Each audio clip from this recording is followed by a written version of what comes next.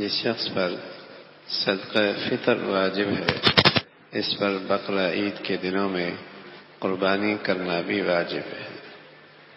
ایک شخص ہے جس پہ زکوٰۃ فرض نہیں لیکن صدقہ فطر اس پہ واجب ہے۔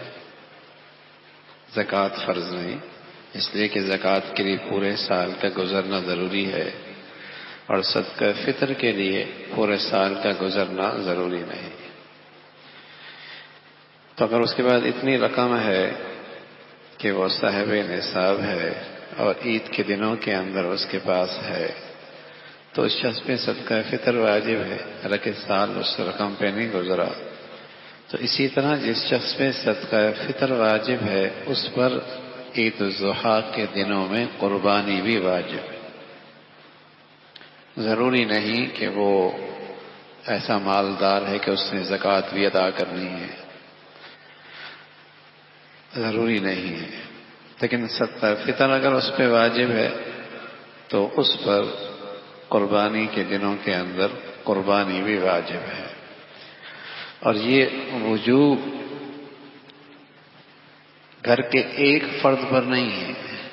اگر بیٹا اس حیثیت کا ہے، بالغ ہے، بیٹی کے پاس 1 تولہ آدھا تولہ سونا ہے، واجب ہے، میاں بھی ہے، بیوی بھی ہے، ابا بھی ہے، اماں بھی ہے، تو ان سب کی اگر حیثیت ایسی ہے کہ ان پہ صدقہ فطر واجب ہے تو سب پر علیحدہ علیحدہ قربانی بھی واجب ہے۔ سارے گھر کے لیے ایک قربانی کر دینا یہ کافی نہیں۔ اور سبحان اللہ، بات خوش نصیب ہوتے ہیں جنہیں اللہ نے خوشحالی دی ہوتی ہے اور سمجھتے ہیں کہ یہ نیکی ایسی ہے جو ان 3 دنوں میں نصیب ہوتی ہے، پورے سال میں نصیب نہیں ہوتی، اور نیکی بھی ایسی کہ ہر بال پہ نیکی ہے، تو وہ کیوں نہ ہو کہ اس موقع پہ یہ نیکی کثرت سے کی جائے۔ تو پھر وہ قربانیاں کثرت سے کرتے ہیں، اللہ کے نبی کی طرف سے، صحابہ کی طرف سے، اولیاء اللہ کی طرف سے، اپنے گئے ہوئے ماں باپ کی طرف سے، اپنی نابالغ اولاد کی طرف سے، اور یہ ساری قربانیاں نفلی ہوتی ہیں۔ کمائی کا موسم ہے، ایسی نیکی کا موسم پھر 1 سال کے بعد نصیب ہوتا ہے، اللہ نے خوشحالی دے رکھی ہے، تو ایسے لوگ کثرت سے قربانی کیا کرتے ہیں۔ خود اللہ کے نبی صلی اللہ علیہ وسلم نے عید الاضحیٰ کے موقع پہ ایک مرتبہ 100 اونٹ ذبح کی۔ سبحان اللہ۔ کوئی کہے کہ معاشی طور پہ اس کا تو بڑا نقصان ہوتا، اتنی رقم جو ہے وہ خیرات کر دیتے، کسی کی شادیاں کرا دیتے، کسی کا علاج کرا دیتے، کوئی مسجد بنا دیتے، کوئی ہسپتال بنا دیتے، حالانکہ اس وقت اقتصادی اور معاشی حالت کیا تھی، لیکن اتنی کثرت سے قربانی، سبحان اللہ۔ اور یہ کیوں کی جا رہی ہے؟ اللہ کو راضی کرنے کے لیے۔ اور سچی بات ہے کہ مسلمان کی تو ایمان ہے، وہ مولا راضی ہو گیا تو ساری معاشی اور اقتصادی مسائل بھی حل ہو سکتے ہیں، اور اگر وہی ناراض ہو گیا تو اقتصادی اور معاشی کے جتنے نقشے ہیں وہ بنے بنائے بھی اجڑ جائیں، ساری پلاننگ فیل ہو جائے۔ اور اصل مقصود اللہ کے ہاں یہ ہے کہ اس کے دل میں اللہ کے حکم کی عظمت کتنا ہے، اس نیکی کی عظمت کتنی ہے، جس قدر اس کے عظمت اور اہمیت سے کرے گا اللہ کے یہاں اس پر قبولیت ملتی ہے۔ تو یوں قربانیاں مسلمان اس موقع پہ کثرت سے کرتے ہیں۔ تو جس شخص پر صدقہ فطر واجب ہے اس پر بقرہ عید کے دنوں میں قربانی کرنا بھی واجب ہے۔ اگر اتنا مال نہ ہو جس پر صدقہ فطر واجب ہوتا ہو تو اس پر قربانی واجب نہیں، لیکن پھر بھی اگر کر دے تو بڑی ثواب کی بات ہے۔ میں نے عرض کیا، نابالغ اولاد کی طرف سے، بچی کی طرف سے، بچی کی طرف سے، ماں باپ دنیا سے چلے گئے ان کی طرف سے قربانی واجب نہیں ہے، سعادت مند اولاد کے پاس خوشحالی ہے ان کی طرف سے بھی کرتا ہے، ایصال ثواب انہیں ملتا ہے۔ خود اللہ کے نبی صلی اللہ علیہ وسلم نے اپنی امت کی طرف سے قربانی کی ہے، اور امت، سبحان اللہ، امت کا یہ فرد اپنے نبی سے محبت کا اظہار کرتا ہے، آپ علیہ الصلوۃ والسلام کی طرف سے قربانی کرتا ہے۔ کچھ قربانی تو گھر میں کر لیتا ہے، اور سبحان اللہ کچھ قربانیاں دور دراز علاقوں میں کرتا ہے، اور غریب اور ضرورت مند لوگوں تک اس کی گوشت بھی پہنچ جاتا ہے۔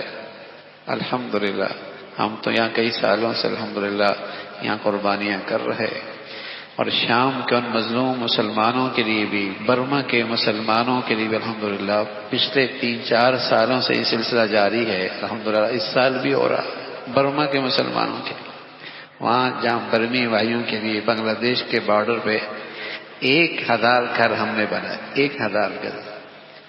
وہاں گھر جو بنتے ہیں وہ لکڑیوں کے بنتے ہیں، تو 1000 گھر بنے۔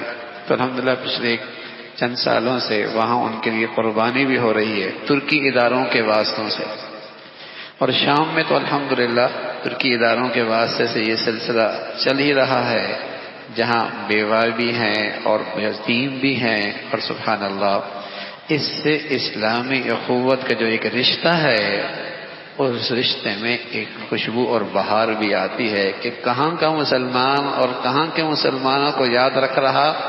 رشتہ کیا ہے؟ ایمان اسلام کا ہے۔ تعلق کیا ہے؟ ایمان اسلام کا ہے۔ ان کا آپس میں یہ کون سی ایسی چیز ہے کہ ایک بر اعظم کا دوسرے بر اعظم میں، ایک ملک کا دوسرے ملک میں، یہ جو خدمت ہو رہی ہے کس بنیاد پر؟ ایمان اسلام کی بنیاد پر۔ تو یہی تو مسلمانوں کی شان تھی، یہی تو اخوت اور پیار تھا۔ تو یوں اس انداز سے الحمدللہ مسلمان دور دراز علاقوں میں جہاں ضرورت مند بھی ہوتے ہیں کچھ اپنے گھر میں، تاکہ وہ شعار بھی زندہ رہے اپنے گھروں کے اندر بھی، تاکہ وہ جو قربانی کی ایک شکل ہے وہ بھی زندہ رہے، وہ بھی ایک دعوت ہے، پیغام ہے، وہ بھی ایک دعوت ہے، ایک پیغام ہے۔ تو اپنے گھروں کے اندر بھی اس کا کچھ نہ کچھ انداز ہو۔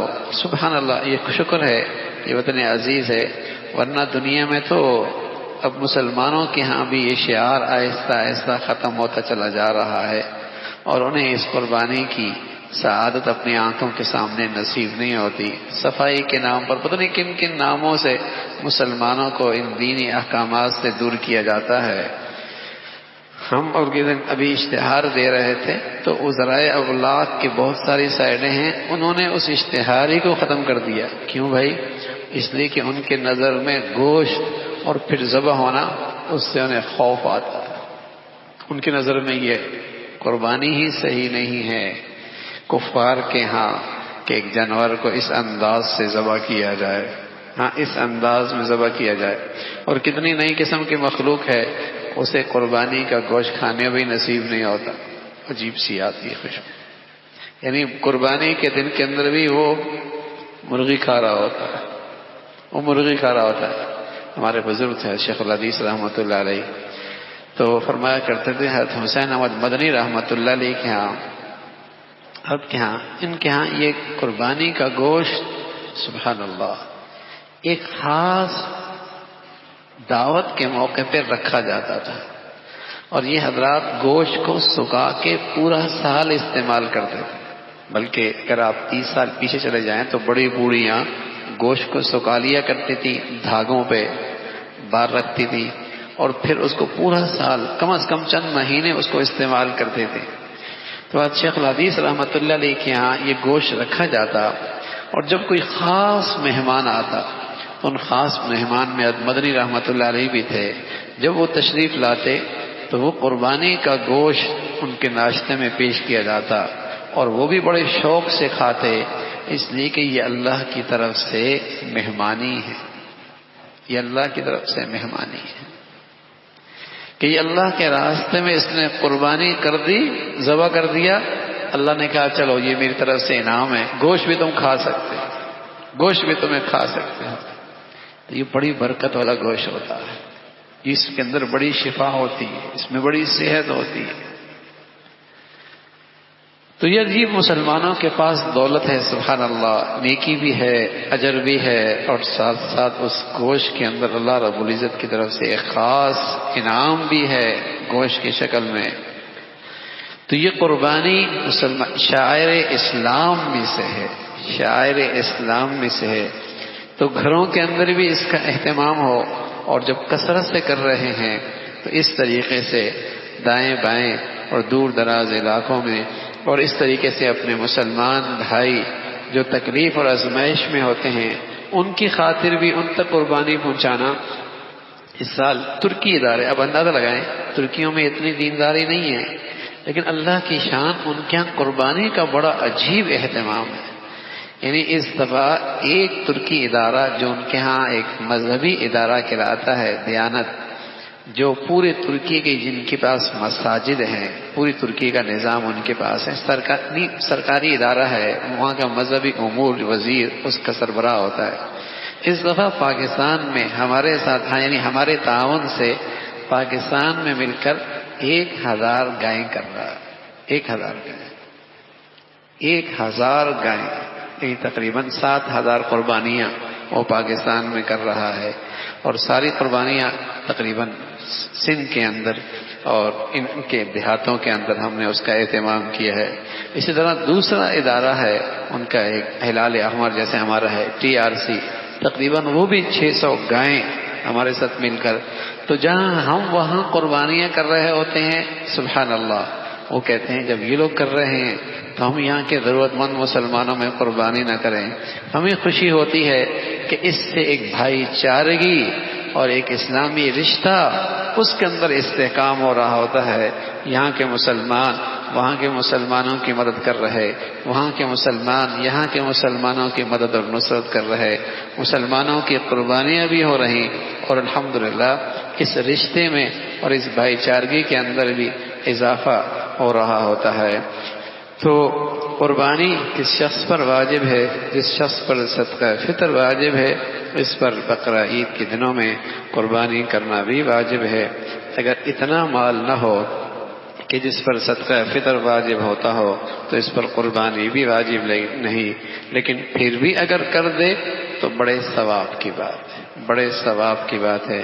اللہ رب العزت عمل کی توفیق نصیب فرمائے.